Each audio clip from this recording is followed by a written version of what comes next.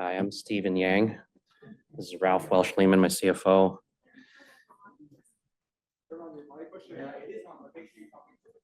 Okay. Hi, my name is Steve Yang. It's an honor to be here and presenting to all of you. It's been an interesting afternoon and morning for me. Sorry, I'm gonna log into the Zoom right now. Seems like.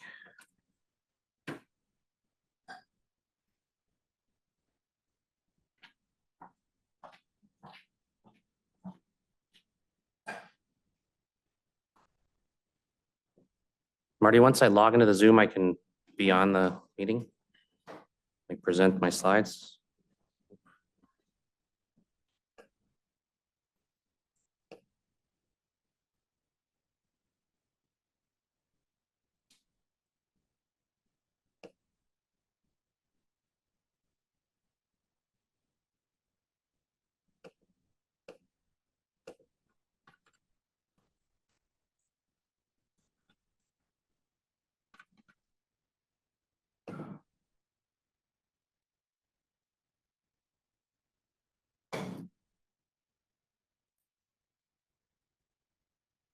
Okay. I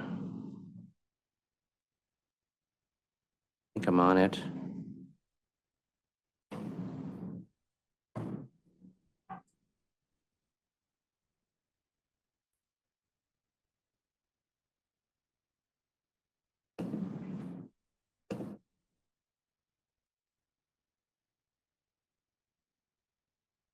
Marty?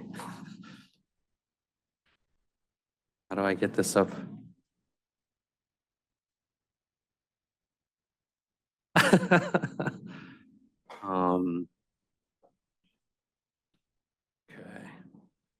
Let's see.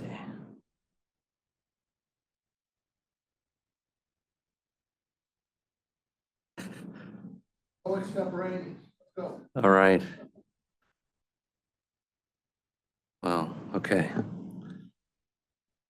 I have a giveaway actually for you guys today. And as soon as we get the Padlet up, it's a 2-night stay at one of our hotels in Sonoma County. Louder or a little closer maybe? Okay. All right.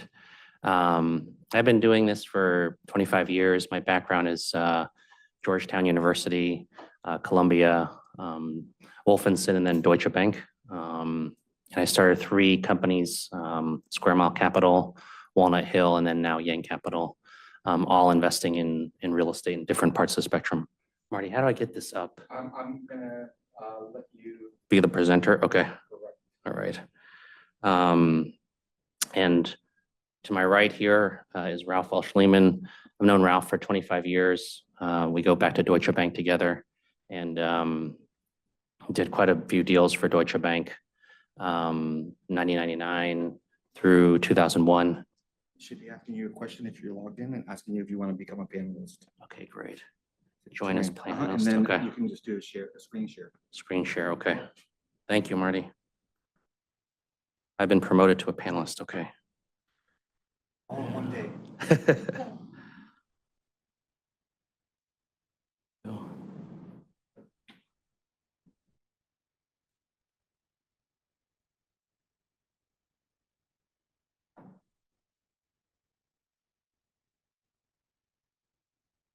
Where do I go for the screen share, Marty?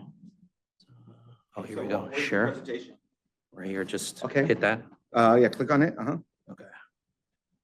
And then do share, and then it should come up on, it's coming up right here, see? Right up right. All right, great. Go back a slide.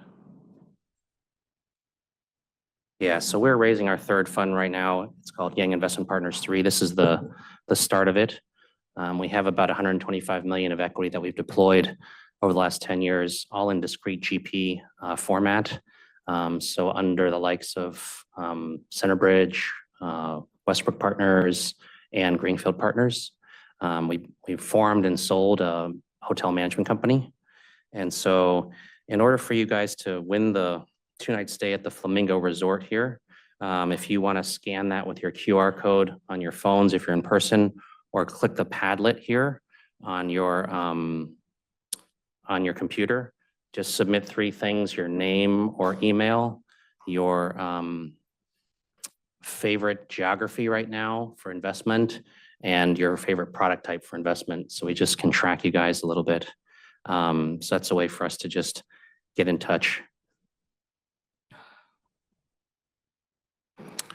So I always start with my Ikigai. I don't know how many of you guys have heard this concept. It's an Okinawan concept of kind of the intersection of, what you love, what you're good at, and what you can get paid for, and what the world needs. So for me, that has been just elevating people. And I know we've heard just a lot about AI just now, and I'm going to touch on that as well. But as I look at the real estate business, and my success in the real estate business has all been based on people.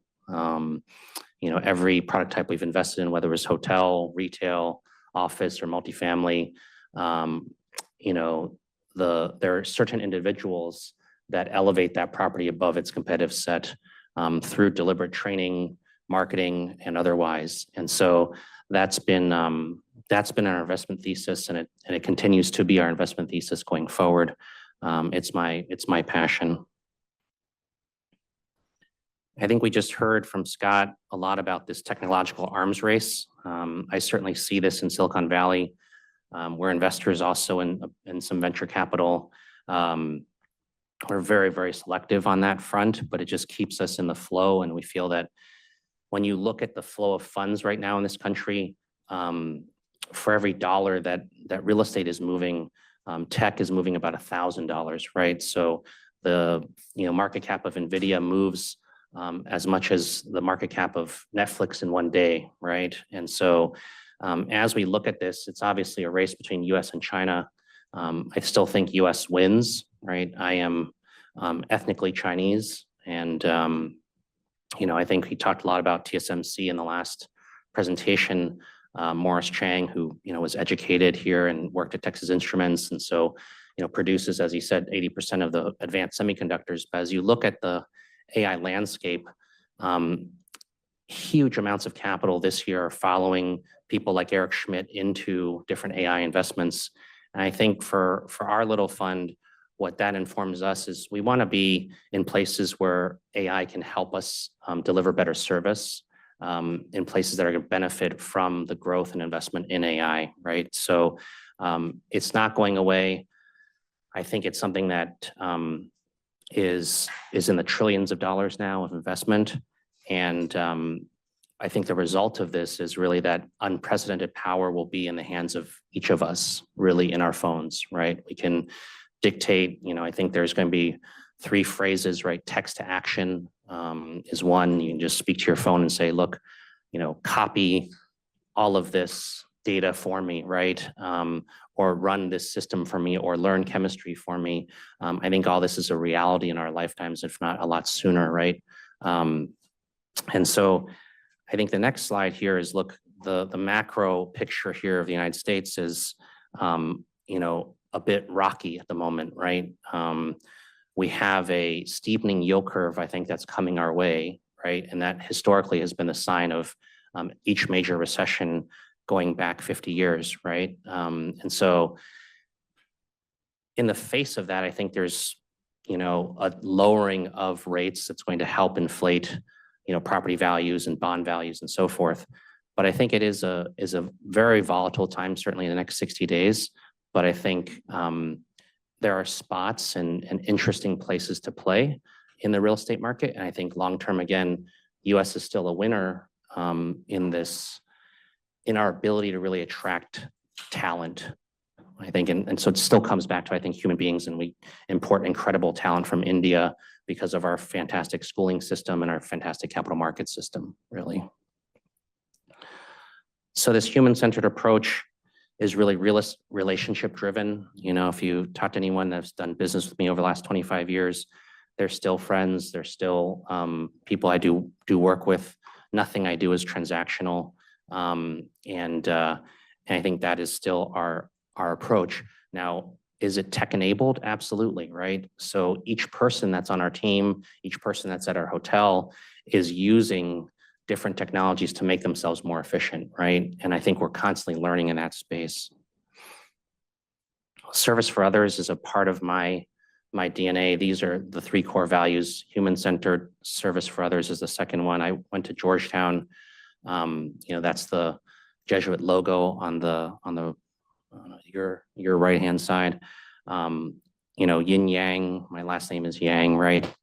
And balance and all these concepts are really important to how we deliver service. And that's our differentiator. Even here in New York City, I had been investing in the Nomad neighborhood from 2006 to 2015.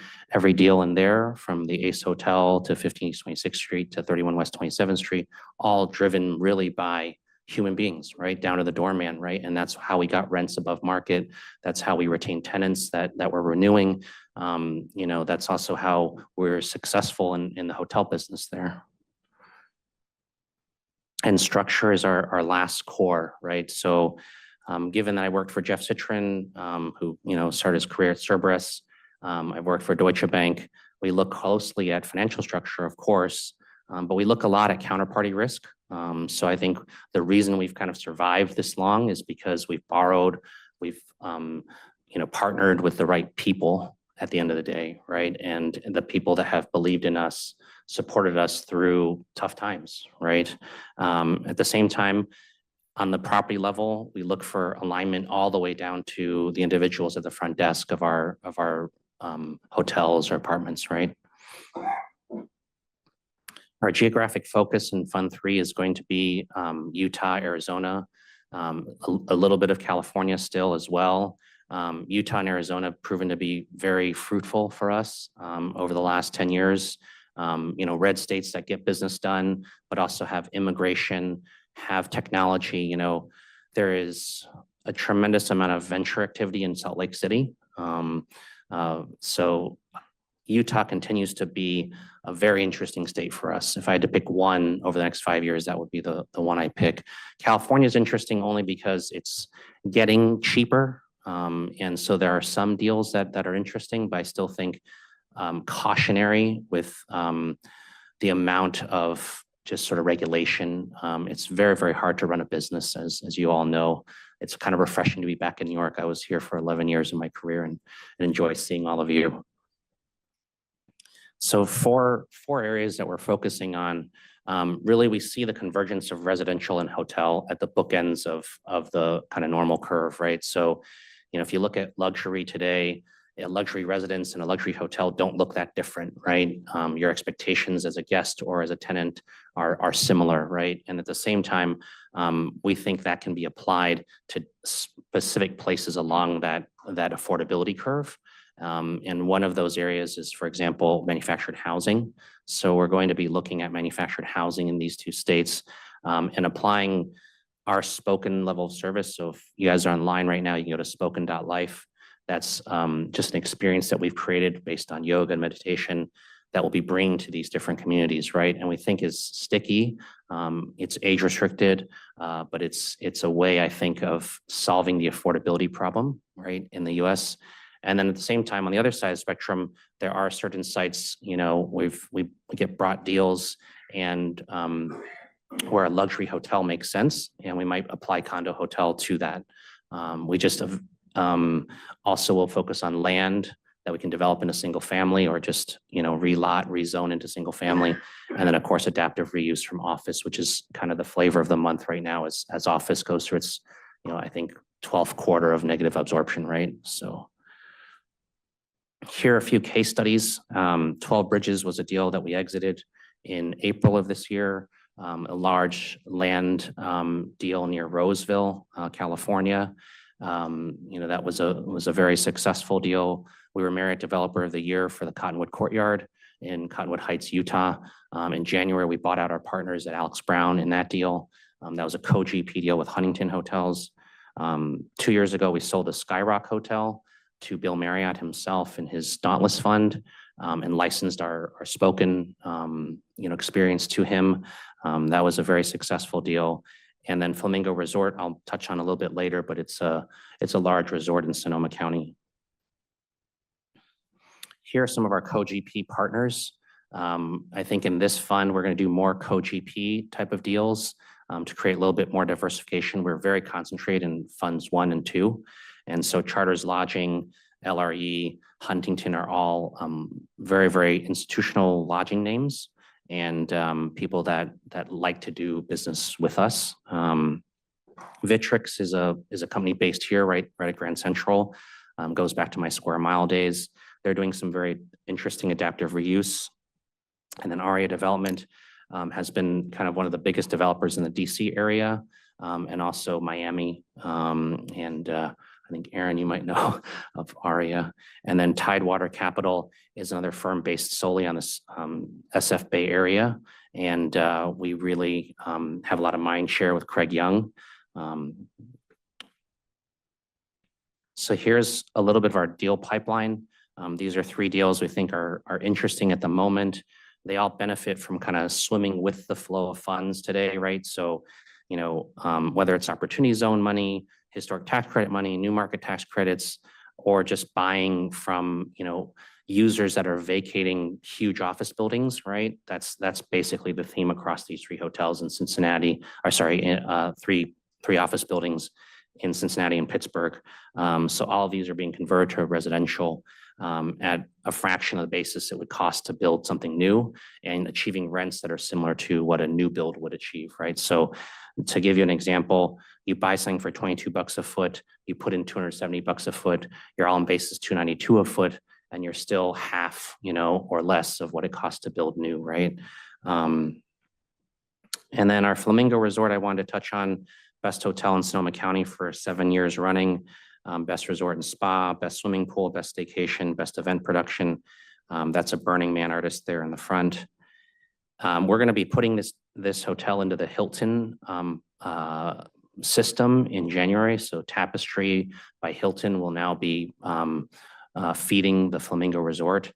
And we're going to be investing some preferred equity into it as part of that rebranding.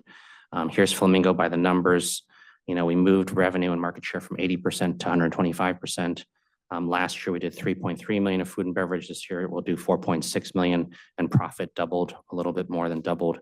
And our December revenue, this Sipping Santa thing is just crazy. Pop-up revenue just has gone from 91,000 to 442,000 the last 2 years. So, you know, just to summarize, I think, you know, I'll go back to this this slide where you can submit your name and so forth. It's a real honor to be here presenting with you all. I think just the concepts today are fascinating, and you know, I think the world is changing rapidly, and we've just carved out a little niche to invest in and make some good returns. Please. Yeah, I'd like to ask you, your business model seems to indicate that you take a property that already exists in order to minimize the cost of capital issue. So you're offsetting the cost of capital that's gone up and addressing it by identifying properties that are already exist that you can lower the cost of renovation and turn that property, yet you're getting market value in rent. Is that how you're achieving or offsetting cost of capital to get the returns from your investment? I think sometimes, yes. Certainly in those adaptive reuse deals, I think that is exactly what's happening there. I think, you know, when we started on the Utah deal, for example, you know, we're able to build a hotel for under 200 a key. And we were able to acquire land with a podium for, you know, 25,000 a key.